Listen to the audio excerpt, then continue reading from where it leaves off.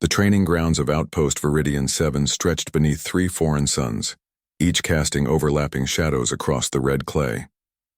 Lieutenant Arya Corrin stood at attention before her squad of mixed-species recruits, her uniform darkened with sweat despite the climate regulators built into the fabric. The 6th rotation of advanced combat drills had begun 2 hours ago, and her body screamed for rest she refused to give it. Again, she barked, her voice cutting through the humid air. Flanking Formation Delta. Move like you mean it. The recruits, a diverse collection of beings from 17 different worlds, scrambled into position. Among them were the Velkari cubs, 8 juveniles of a species humanity had encountered only 3 cycles prior. The Velkari were apex predators on their homeworld, standing nearly 7 feet tall even in their adolescent forms, with crystalline fangs and eyes that could track movement in 6 different light spectrums. Rex, the eldest of the cubs, watched Lieutenant Corrin with particular intensity. His species had evolved to read the smallest physiological changes in potential prey. He saw what the others missed: the microsecond delay in her movements, the slight tremor in her fingers, the way her pupils had dilated beyond what the triple sunlight warranted. Arya pushed through the next drill, demonstrating a close-quarters disarm technique. Her vision blurred at the edges, tunneling inward. She'd been awake for 37 hours straight, covering shifts for 3 officers laid low by the Phosian flu. Command had promised relief personnel, but they hadn't arrived. The outpost couldn't afford gaps in their training schedule, not with tensions rising in the outer sectors. "Lieutenant," Rex rumbled, his voice like grinding stone, "you should rest. I'm fine." "Recruit," Arya snapped, immediately regretting her tone. The Velkari cubs had proven surprisingly sensitive to emotional nuances. "Continue formation drills. I want to see." The world tilted. Arya's legs folded beneath her without warning, her body finally overriding her stubborn mind. She felt the impact of the clay against her knees, then her shoulder, then nothing at all as consciousness slipped away like water through desperate fingers. Rex moved before she hit the ground completely, his predator reflexes lightning fast. He caught her head before it struck the clay, cradling it with claws that could tear through combat armor. The other 7 cubs immediately formed a defensive circle around their fallen instructor, their training kicking in with instincts that ran deeper than any drill. "Medical emergency," Rex roared, his voice activating the outpost's emergency systems. "Lieutenant Corrin has collapsed on Training Ground 7. Request immediate medical response."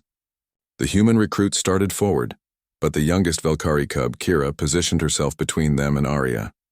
Not aggressively, her claws remained sheathed, but her message was clear. The cubs had claimed guardianship. "Stand down," Rex ordered the approaching humans, his translator rendering his growl into clipped galactic standard. "We protect her.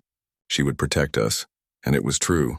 During their first week at the outpost, when the other species had given the Velkari cubs wide berth, their reputation as savage predators preceding them, Lieutenant Corrin had been different. She'd sat with them in the mess hall when others chose distant tables. She'd corrected their combat stances with firm hands that showed no fear. She'd laughed at Rex's mangled pronunciation of human idioms and taught them better ones.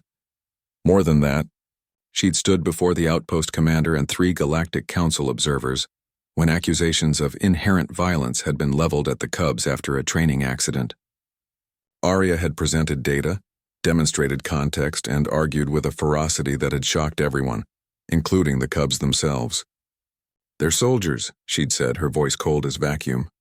"Treat them like soldiers, not monsters." The cubs hadn't forgotten.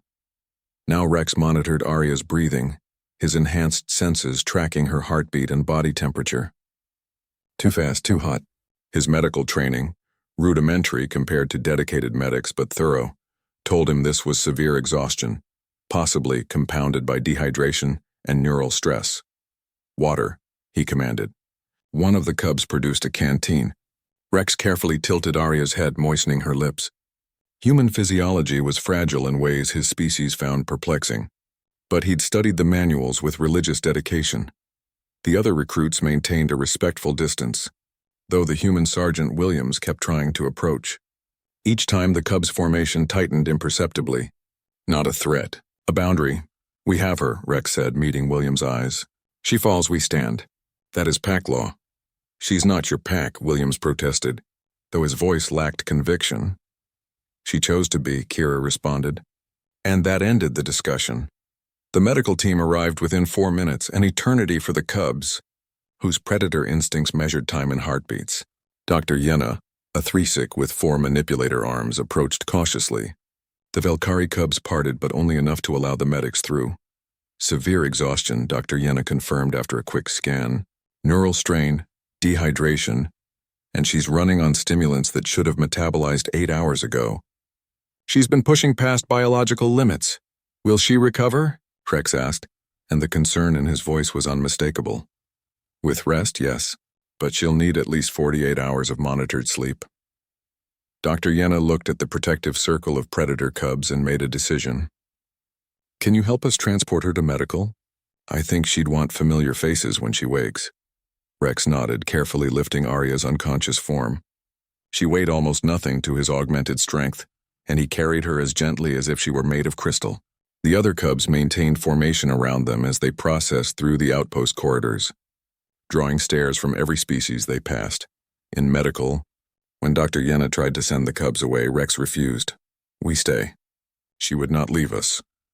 The doctor looked at the determined predator, at his squad mates flanking him with unwavering loyalty, and nodded. 4-hour shifts. No more than 2 cubs at a time in the room. 41 hours later, when Lieutenant Arya Corrin finally opened her eyes, the first thing she saw was Rex sitting beside her bed, alert despite the late hour. His crystalline eyes reflected the medical bay's dim lights. You collapsed, he said simply. We stood guard. Arya's throat was dry, but she managed to smile. Thank you, Rex. You would do the same, he responded. That is what packs do. And Arya, too tired to argue semantics, simply nodded. Perhaps the fierce predator was right. Perhaps she had found her pack after all.